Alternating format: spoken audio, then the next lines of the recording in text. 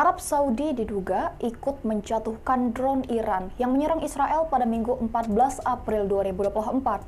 Seorang anggota keluarga kerajaan Arab Saudi yang tak disebutkan namanya menyiratkan hal tersebut, sebagaimana dilaporkan media Israel KAN.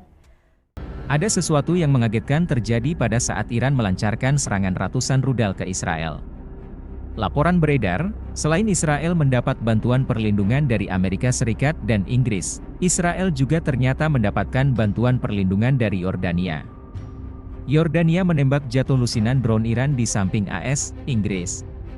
Iran meluncurkan ratusan drone dan rudal ke lokasi sensitif di Israel sebagai tanggapan atas serangan terhadap konsulatnya di Suriah.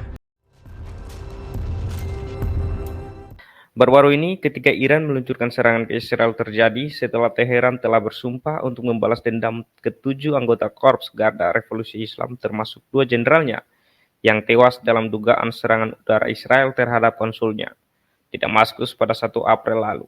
Iran meluncurkan ratusan rudal balistik dan juga rudal penjelajah bersama ratusan drone ke Israel.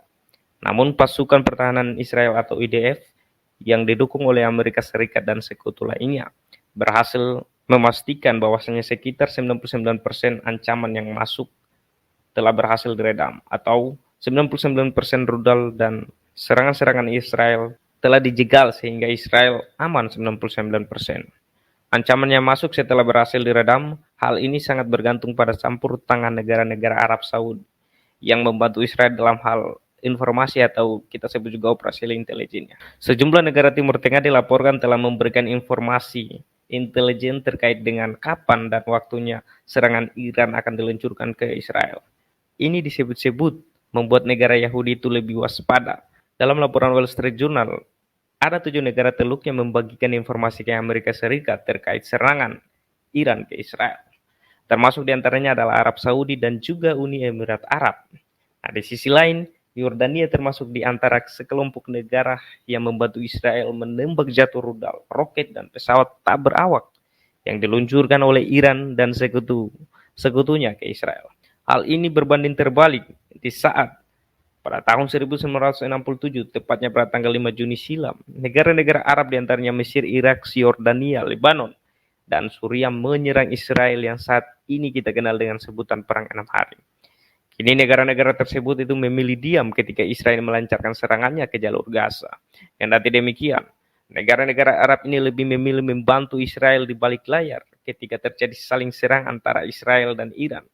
Lantas, mengapa negara-negara Arab ini memilih untuk membantu dan berkawan dengan Israel? Kali ini, beberapa fakta penting yang akan kami jelaskan di video ini. So, tetap stay dan tonton video ini sampai habis.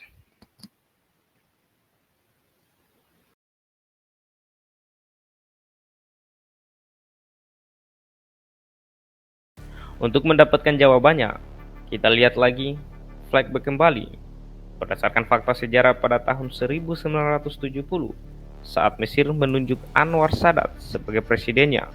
Lambat laun, negara Mesir pun menjadi sekutu dan mengandalkan perjanjian damai dengan Israel. Setelah dilantiknya Anwar Sadat pada tanggal 15 Oktober 1970 menjadi Presiden Republik Mesir yang baru, ia memiliki pemikiran dan komitmen untuk mengubah Mesir menjadi negara yang lebih realistis. Menurutnya, jika Mesir ingin mengalami perubahan yang lebih baik di bidang militer dan politik, maka Mesir harus mendekatkan dirinya kepada Amerika Serikat ataupun Arab Saudi. Karena kedua negara ini dianggap menjadi kunci dan solusi untuk menciptanya perubahan di Mesir. Normalisasi hubungan Mesir dan Israel yang dipikirkan oleh Anwar Sadat diutarakannya. Mesir sepakat untuk berdamai dengan Israel. Mesir juga akan memberikan berbagai jaminan yang diinginkan Israel. Hal ini dilakukan untuk menghentikan semua persoalan yang sedang mengguncang dunia kala itu dan menjadi erat kaitannya dengan kepentingan kedua kekuatan besar. Ungkapan tersebut menuai pro dan kontra, tetapi pihak Amerika Serikat dan pihak Israel menyambut baik hal tersebut. Menindaklanjuti konflik Arab-Israel, Anwar Sadat memilih untuk mengunjungi Israel di kantor parlemennya pada tanggal 5 September 1978. Perjanjian damai Mesir-Israel pun terjadi. Perjanjian ini dimediasi oleh Presiden Amerika Serikat kala itu, yaitu Jimmy Carter, di Camp David. sehingga perjanjian ini dinamakan sebagai perjanjian Camp David. Dengan adanya perjanjian damai antara Mesir dan Israel, Perdana Menteri Israel kala itu yaitu Menachem Begin mengutarakan keuntungan yang didapatkan oleh Mesir dengan perjanjian damai itu ialah Mesir dapat kembali wilayah semenanjung Sinai yang sempat dikuasai oleh Israel sejak tahun 1967.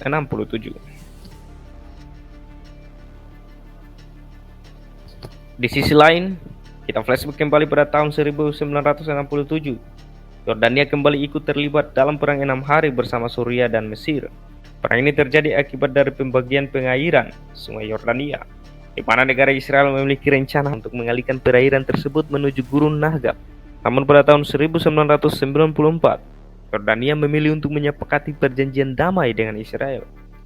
Perjanjian antara dua negara ini disepakati pada tanggal 26 Oktober 1994 yang dihadiri oleh Raja Hussein dari Yordania, Perdana Menteri Yitzhak Rabin dari Israel, dan Presiden Amerika kala itu Bill Clinton yang dijadikan sebagai mediator dalam perjanjian damai ini.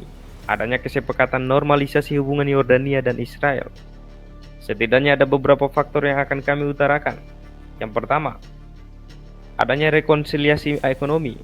Seperti yang diketahui, bahwasanya pasca kekalahan Perang Teluk, Yordania memang mengalami banyak kerugian yang diakibatkan oleh peperangan tersebut, sehingga mengalami krisis ekonomi, serta banyaknya konflik regional yang memiliki dampak besar terhadap negara Yordania itu sendiri.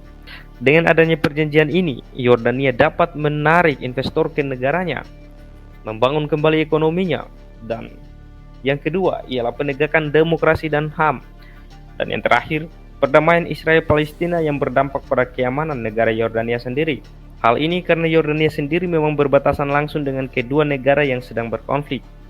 Untuk itu, demi terciptanya keamanan, maka Yordania ingin turut andil dalam kesepakatan damai Israel-Palestina dengan menyetujui perjanjian damai Yordania-Israel.